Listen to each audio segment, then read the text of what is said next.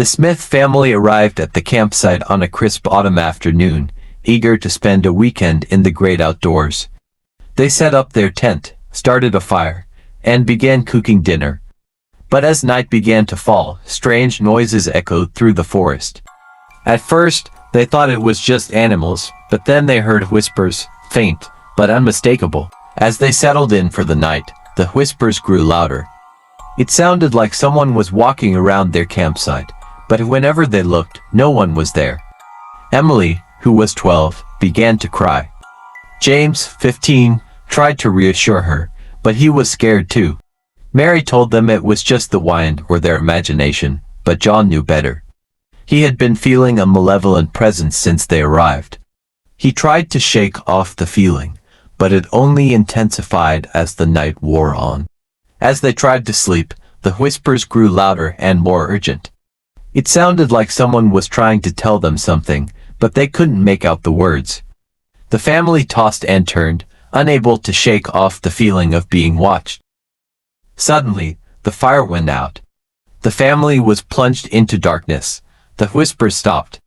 An eerie silence fell over the campsite. Then, a figure appeared at the edge of the clearing. Tall, imposing, and shrouded in shadows, the family froze.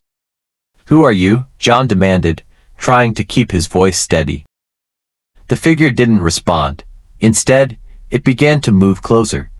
The family could feel its eyes on them. As it drew nearer, they saw its face.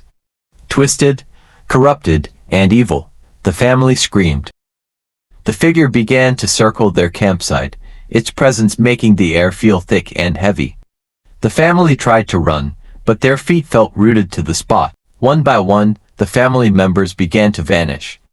Emily disappeared first, followed by James. Mary tried to find them, but they were gone. John was left alone, face to face with the figure.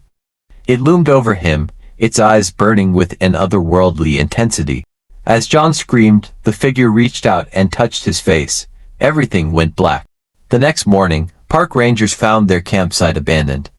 The tent was torn, the fire pit was cold, and there was no sign of the Smith family. They were never seen again. The rangers searched the forest, but all they found was a recording device with a single audio file.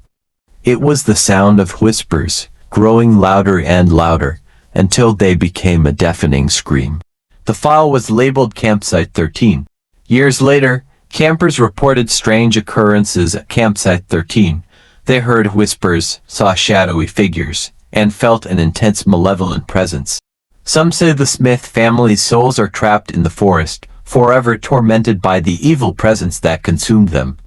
Others say that on certain nights, when the wind is just right, you can still hear their screams echoing through the trees.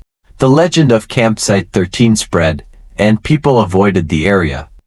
But some brave souls decided to investigate.